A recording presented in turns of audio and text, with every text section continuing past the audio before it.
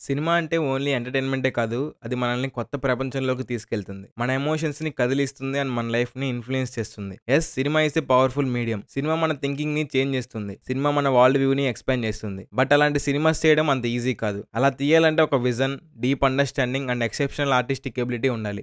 ఇవన్నీ ఉన్నాయి నాగాశ్విన్‌లో. ఆయన సినిమాలు ఓన్లీ ఎంటర్‌టైన్‌మెంట్ కోసమే కాదు. They are the experience that generate ideas. Nag Ashwin గారు సినిమా అనే ఒక ఆర్ట్‌ని పూర్తిగా అర్థం చేసుకున్నారు. అండ్ ఇలాంటి డైరెక్టర్ మన ఇండస్ట్రీకి ఎంతో అవసరం. కల్కి 2898 మూవీలో ఆయన డీటెయిలింగ్ కి ఇచ్చిన ఇంపార్టెన్స్ చూసాక మైండ్ పోయింది. ఈ వీడియోలో Nag Ashwin excellence of movie making చూడబోతున్నాం. ఎలాంటి ఎక్సలెన్స్ అంటే ఫ్యాబ్రికేషన్ ఆఫ్ డీటెయిల్స్, ఒక్కో డీటెయిల్ ఒక్కో డైమండ్ అన్నట్లు ఉంటుంది ఇవి చూసాక. యాక్చువల్ గా టాలీవుడ్ లో మైన్యూట్ డీటెయిల్స్ కి పెట్టింది పేరు సుకుమార్ గారు. బట్ కల్కిలో ఈ డీటెయిల్స్ చూసాక సుకుమార్ కి గట్టి పోటీ అనే చెప్పాలి. సో ఇంకా లేట్ చేయకుండా వీడియోలోకి వెళ్ళిపోదాం. మూవీ స్టార్టింగ్ తోనే వైజయంతి మూవీస్ లోగోలో ఉన్న లార్డ్ కృష్ణతో స్టార్ట్ చేసి టైటిల్ కార్డ్స్ ఇంట్రోలో కురుక్షేత్రం వారు చూపించడం చూసాం. అందులో ఎవరెవరు ఉన్నారో గమనించారా? లార్డ్ కృష్ణ, భీష్మ, అభిమన్యు, కర్ణుడు, ద్రోణాచార్యుడు, దృష్టజిమ్నుడు. చెప్పాలంటే మూవీ ఇంట్రోతోనే స్టార్ట్ అయింది. ఇంట్రో లాస్ట్ సీన్ లో ఒక గడ్డి పరక అని ఒక ఫైర్ ఉంటుంది. అది ద్రోణాచార్యుని చంపిన scene. So next movie start అవ్వగానే ఫస్ట్ సీన్ అదే, గడ్డి పరక అండ్ ఫైర్. ఇంట్రో లాస్ట్ లో గడ్డి పరక పచ్చగా ఉంటుంది. మూవీ ఫస్ట్ సీన్ లో అది ఎండిపోయి ఉంటుంది. సో ఇక్కడ డీటెయిల్ ఏంటంటే కురుక్షేత్ర వార్ మొత్తం 18 days జరుగుతుంది. ద్రోణాచార్యుని చంపింది వార్ స్టార్ట్ అయిన కొన్ని డేస్ కి. అండ్ అశ్వత్థామ ఆ గడ్డి పరకతో బ్రహ్మాస్త్రం వేసింది వార్ కంప్లీట్ అయ్యాక. సో ఆ గడ్డి పరక చనిపోయింది కానీ ఫైర్ ఇంకా రగులుతూనే ఉంది. వార్ అయిపోయినా కూడా అనే డీటెయిల్ ని మిస్ అవ్వలేదు అశ్విన్ గారు. అశ్వత్థామ బ్రహ్మాస్త్రాన్ని యూజ్ చేయక ముందు చూస్తే చిన్న గాలితో అండ్ స్కైలో కొన్ని మెరుపులతో ఉంటుంది క్లైమేట్. బట్ వన్స్ అశ్వత్థామ బ్రహ్మాస్త్రాన్ని యూజ్ చేసి రిలీజ్ చేశాక క్లైమేట్ మారిపోతుంది. హెవీ విండ్ వస్తుంది అండ్ ఆకాశంలో పెద్ద పెద్ద మెరుపులు వస్తాయి. అశ్వత్థామ బ్రహ్మాస్త్రాన్ని ఉత్తర పైన యూజ్ చేసిన తర్వాత యుద్ధ భూమిలో తను ఒక చిన్న పచ్చటి మొక్కను తొక్కేస్తాడు. ఇది ఉత్తర కడుపులో ఉన్న బిడ్డని చంపేశాడు అనడానికి మెటాఫర్ లాంటిది.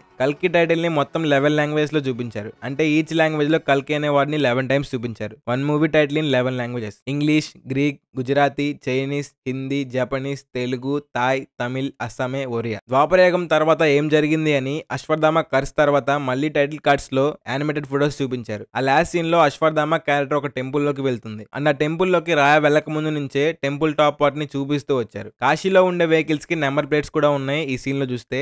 అండ్ కాశీలో అండర్ గ్రౌండ్ మెట్రో సర్వీసెస్ కూడా ఉన్నట్లు చూపించారు. గంగా రివర్ పైన ఉన్న బ్రిడ్జెస్ పడిపోవడం కూడా చూడొచ్చు. రాయ ఫస్ట్ ఇంట్రొడక్షన్ సీన్ లో రాజేంద్ర ప్రసాద్ ఎవరు మీ అక్కయ్య అని అడిగినప్పుడు ఆ పిల్లాడు ఒక సెకండ్ కిందకి పైకి చూస్తాడు. మీ అక్కయ్య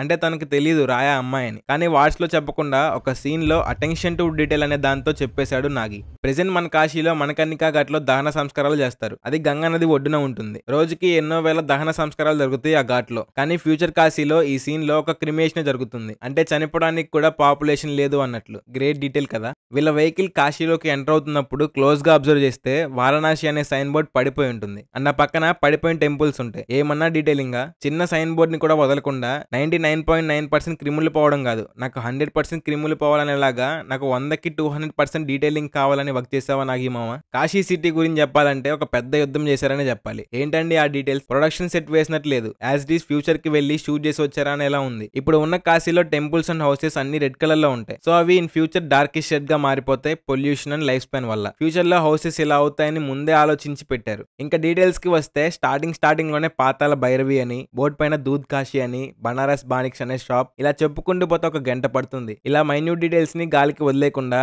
నాకు ఆ డీటెయిలే కావాలన్నట్లు ప్రతి షాప్ కి ఒక యూనిక్ నేమ్ ఇచ్చారు ఇన్ డిఫరెంట్ లాంగ్వేజెస్ లో.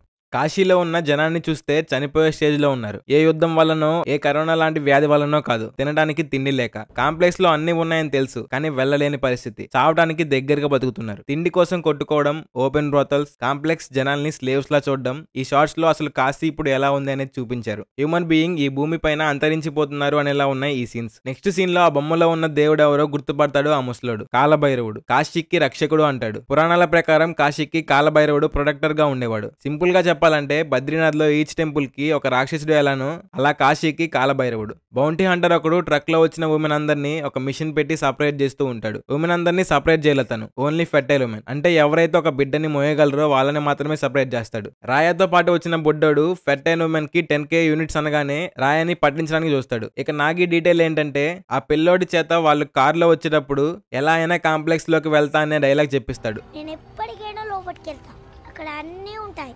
అంటే ఆ బుడ్డోడికి కూడా ఒక స్టేజ్ ని క్రియేట్ చేశాడు నాగి బ్రో. వీరన్ రాజేంద్ర ప్రసాద్ తో హోలోగ్రామ్ లో మాట్లాడుతున్నప్పుడు ఇలా అంటాడు, మనం బాంబే వారిలో ఎంతమందిని పోగొట్టుకున్నాం తెలుసా అని.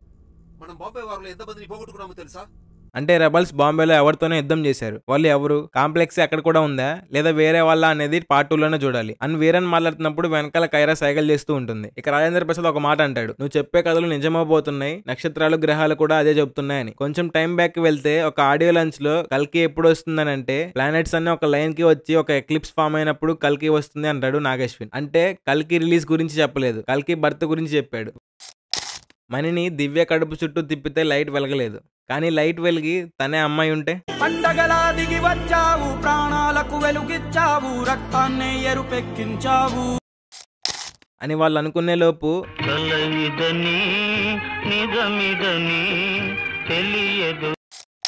మానస్ పట్టుకొని దివ్యని చంపేస్తాడు. నెక్స్ట్ కమాండర్ మానస్ ఎంట్రీలో ఒక సైబర్ టిత్ క్యాట్ ని చూపిస్తారు. ఆ క్యాట్స్ చాలా రేర్, ఇప్పుడు ఇవి అసలు కనిపించడం లేదు. కానీ సమ్హౌ కమాండర్ మానస్ ఇలాంటి స్పెషీస్ ని తన ప్రొడక్షన్ కోసం యూస్ చేస్తున్నాడు. ఇన్ఫాక్ట్ కల్కి మూవీ మొత్తంలో కనిపించిన యానిమల్స్ లో ఇది ఫస్ట్ది. ఇంకా ఒక యానిమలే ఉంటుంది, అదే కాంప్లెక్స్ పైన ఉన్న గుర్రాలు. ఇవి తప్పిస్తే కాశీలో కానీ శంబాలో కానీ ఒక పక్షి కానీ జంతువు కానీ లేవు. భైరవ చేతి పైన ఉన్న ఈ టాటో గమనిస్తే సేమ్ ఇలాంటి టాటోనే కెప్టెన్ కి కూడా ఉంటుంది. కానీ చిన్నప్పటి భైరవకి ఆ టాటో ఉండదు. చిన్న భైరవకి ఆ టాటో ఎందుకు లేదు, ఎందుకు భైరవ కెప్టెన్ అరెస్ట్ అయ్యాక సేమ్ టాటో వేసుకున్నాడో మీకు తెలిస్తే కామెంట్ చేయండి. Kashi is a city of temples అని తెలుసు. ఈ సీన్ బ్యాక్గ్రౌండ్ లో టెంపుల్స్ చూడొచ్చు. కాశీలో గాడ్స్ ని బ్యాన్ చేశారని తెలుసు, కానీ ప్రీవియస్ గా ఉన్న టెంపుల్స్ తెలియరుగా. ఈ డీటెయిల్స్ సెట్ చేసిన వాళ్ళకి ఇవ్వాలి. ఓల్డ్ హౌసెసే కాదు, ఓల్డ్ టెంపుల్స్ కూడా ఉండాలి, తెలియాలి అనేలా పెట్టారు. భైరవ గురించి చెప్పాలంటే ఈ లోకంలో ఎవరికెవరు లేరు, మనం మన గురించి మాత్రమే ఆలోచించాలి అనే టైప్. తనకి నచ్చింది చేసుకొని పోయే మొండిఘటంలు అంటాడు. పెద్ద బద్దకి బుజ్జి వెళ్ళి ఫైట్ చేయి భైరవ, యూనిట్స్ వస్తాయంటే ఇప్పుడు ఆ యూనిట్స్ కోసం నిద్రలేచి ఫైట్ చేయాలా అనే రకం. కానీ అదే భైరవ మంచి ఫైట్ రాయడు, ఒక్క ఫైట్ కూడా ఓడిపోకుండా. రికార్డ్స్ చూసుకో, ఇంతవరకు ఒక్క ఫైట్ కూడా ఓడిపోలేదు. తను చిన్నప్పటి నుంచి ఫైటర్. భైరవ కెప్టెన్ కి వారి మధ్యలో దొరికినప్పుడు అస్సలు ఆడలేదంట, ఏదో యుద్ధం అలవాటు ఉన్నట్లు అని చెప్తాడు. మూవీ చూస్తున్నప్పుడు అప్పుడే పుట్టిన పిల్లాడికి యుద్ధం అలవాటు ఉండడం ఏంటి అనిపించింది. బట్ లాస్ట్ లో కర్ణ రీఎన్కార్నేషన్ చూసాక ఎస్ కర్ణుడు మళ్ళీ భైరవలా పుట్టాడు, కానీ ఆ టైం అండ్ ఇయర్ లో కర్ణుడిలా అంత మంచిగా ఉంటే బతకలేరు. సో తన మనస్తత్వాన్ని మార్చుకొని భైరవలాగా బతుకుతున్నాడు. దీపిక బతికిన ఇంట్రడక్షన్ సీన్ లో తను కొన్ని లైన్స్ గీస్తుంది. అవి టోటల్ 70 ఉంటాయి. దట్ మీన్స్ తను క్యాలిక్యులేట్ చేసుకుంటుంది తను ఎన్ని డేస్ నుంచి బేబీని క్యారీ చేస్తుంది అని. యాక్యురేట్ గా 69 లైన్స్ గీసున్నాయి అండ్ 70th లైన్ దీపిక గీస్తుంది. కొన్ని డేస్ తర్వాత అవి 150 అవుతాయి. ఇంకో ఎక్సలెన్స్ డీటెయిల్ ఏంటంటే దీపిక అసలు పేరు సమ్ఐటి కాదు. తన చేతిపైన ఉన్న స్కానింగ్ కోడ్ టైప్ ఆఫ్ టాటోలో చూస్తే సు ఎంఐటి అని ఉంటుంది. కైరాకి తన నేమ్ చెప్పేటప్పుడు సుమతి సు ఎంఐటి అనే అంటుంది. సుమతి డైలీ రొటీన్ గా లేచి హ్యాండ్ స్కాన్ చేసి తిని ప్రెగ్నెంట్ ఉమెన్ కి సర్వీస్ చేయడం. సో ఇలా సుమతి అండ్ బ్యాచ్ వాళ్ళు ఫుడ్ తినే ప్లేస్ లో సమ్ మైక్ లో అనౌన్స్మెంట్ వస్తూ ఉంటుంది, కైండ్లీ సర్వీస్ యువర్ సబ్జెక్ట్స్ అంటూ.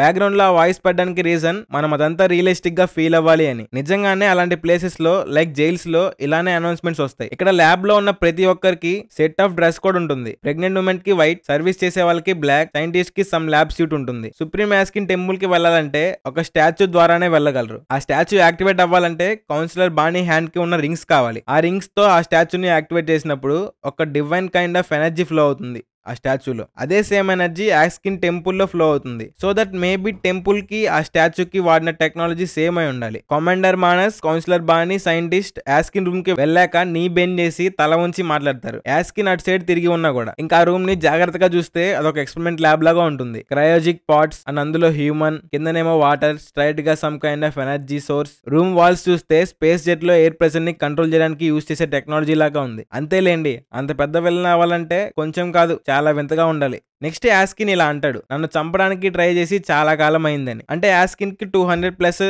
ఇయర్స్ ఉన్నాయని రూమీ చెప్తాడు. మేబీ యాస్కిన్ కాంప్లెక్స్ బిల్డ్ చేయడం మొదలు పెట్టినప్పుడు అండ్ మొత్తం నాశనం స్టార్ట్ చేసిన కొత్తల్లో యాస్కిన్ ని చంపడానికి ట్రై చేసి ఉండొచ్చు. అందుకే అలా అనుంటాడు, చాలా కాలం అయింది నన్ను చంపడానికి ట్రై చేసి అని. సమ్ టైమ్ లో యాస్కిన్ వాయిస్ టోటల్ గా చేంజ్ అవుతుంది.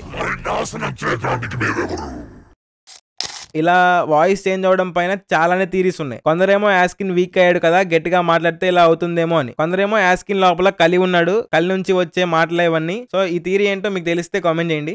భైరవ తన ఫస్ట్ ఫైట్ లో సమ్ కైండ్ ఆఫ్ చిన్న గ్రెనేడ్స్ ని యూజ్ చేస్తాడు. వాటిని క్లోజ్ గా చూస్తే అవి సేమ్ రుద్రాక్షలానే ఉంటాయి. And serum capsule closing cap కూడా రుద్రాక్షలానే ఉంటుంది. ఆర్జీవి ఫుడ్ సెల్ చేస్తారని చూసాం. బట్ అటెన్షన్ టు డీటెయిల్ అన్నట్లు ఆర్జీవి సీన్ బ్యాక్గ్రౌండ్ లో ఇలా జపనీస్ లో ఒక సైన్ బోర్డు ఉంటుంది. దీని మీనింగ్ ఏంటంటే టేస్ట్ ఇన్ ద మౌత్ అని. భైరవ బ్యాక్ స్టోరీ చెప్పేటప్పుడు గమనించింది ఏంటంటే తను కెప్టెన్ తో పెరగడం వల్ల ఫైట్ నేర్చుకున్నాడు, ఓకే. బట్ తనకి మిషన్ అంటే ఇంట్రెస్ట్ బాగా ఉండింది చైల్డ్హుడ్ నుంచి. కెప్టెన్ బెట్ లో ఓడిపోయాక భైరవాని తన ఫైట్స్ చూసి కొంటా అంటాడు బయర్. కానీ భైరవ టెక్నికల్లీ సౌండ్ మిషన్స్ తో బాగా వర్క్ చేయగలడు. సో అందుకే భైరవ కావాలంటాడు. బ్యాక్ స్టోరీ అయిపోయాక బుజ్జి అంటుంది నెక్స్ట్ వీక్ అడిగితే ఇంకో స్టోరీ చెప్తాడు అని. ఇది మూవీ చూసిన ప్రతి ఒక్కరికి ఒక క్వశ్చన్ మార్కే. బ్యాక్ స్టోరీ మీద థీరీస్ రాసుకుంటున్నారు కానీ అసలు ఆ స్టోరీ నిజమో కాదో తెలియదు. నాగిమామ దీనిపైన ఒక క్లారిటీ ఇస్తే బాగుండు. భైరవ దిశా పటానితో కాంప్లెక్స్ లోకి వెళ్ళేటప్పుడు ఈస్ట్ గేట్ దగ్గర స్టాచ్యూ కింద కొన్ని ఐడియల్స్ ఉంటాయి. అవి గాడ్ ఐడియల్స్ లా ఉన్నాయి. మీన్స్ దేవుళ్ళని తొక్కేసి ఆర్ జనం దృష్టిలో దేవుళ్ళు గొప్పోళ్ళు కాదు అని చెప్పేలా ఉన్నాయి. Roxy and Bhairava complex entry దగ్గరికి వెళ్ళినప్పుడు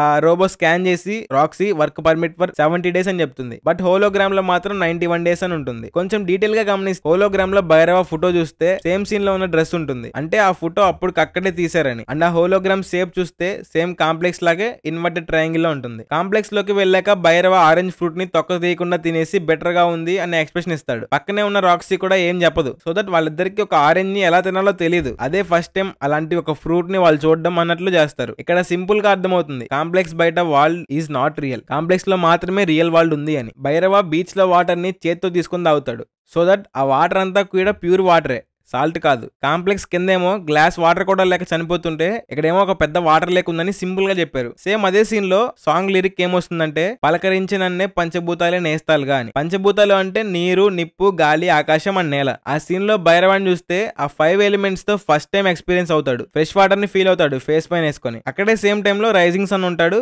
అది ఫీల్ అవుతాడు. లేక్ నుంచి వచ్చే గాలి ఫ్రెష్ బ్రీజ్ తో వస్తుంది, అది కూడా ఫీల్ అవుతాడు. తను పుట్టిన దగ్గర నుంచి చూడని స్కై ని చూసి ఫీల్ అవుతాడు. ఇక్కడ ఉన్నది బీచ్ లో అయినా వాటర్ తో తడుస్తున్న నేలని ఎంత బాగుందో అని ఫీల్ అవుతాడు. ఇలా సీన్ కి సింక్ అయ్యేలా లిరిక్స్ రాసుకున్నారో లేదా లిరిక్స్ కి సరిపోయేలా సీన్ క్రియేట్ చేసుకున్నారో తెలియదు కానీ పర్ఫెక్ట్ మ్యాచ్ తో చేశారు.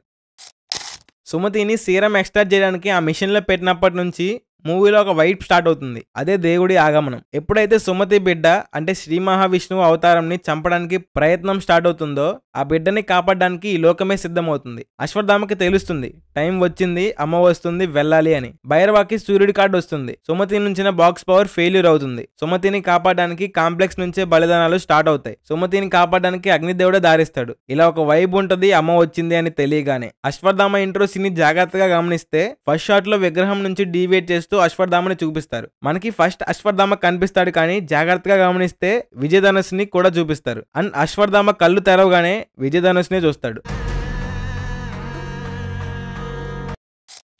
విజయధనుస్ కి కూడా ఫస్ట్ నుంచే ఇంపార్టెన్స్ ఇస్తూ వచ్చారు. ఈ షాట్ లో ఒక షాప్ దగ్గర తాగుతూ ఉంటాడు భైరవ. బ్యాక్గ్రౌండ్ లో డౌన్ టౌన్ అని ఉంటుంది. అండ్ ఆ పక్కనే కళ్ళు కొట్టు అని ఉంది. మన తెలుగు పేరు రాయడం అదిను అచ్చ తెలుగులో ఓల్డ్ డేస్ లో ఎలా రాసేవాళ్ళు కళ్ళు దుకాణం, కళ్ళు కొట్టు అని రాశారు చూడండి. అది నాగేశ్వరం గారి డీటెయిలింగ్. అంటే ఆ పక్కనే ఈత చెట్టు ఉంటుంది, అదొక ఎక్స్ట్రా డీటెయిలింగ్ అనుకోండి. ఇంటర్వెల్ బ్లాక్ కి మైండ్ పోయింది థియేటర్ లో.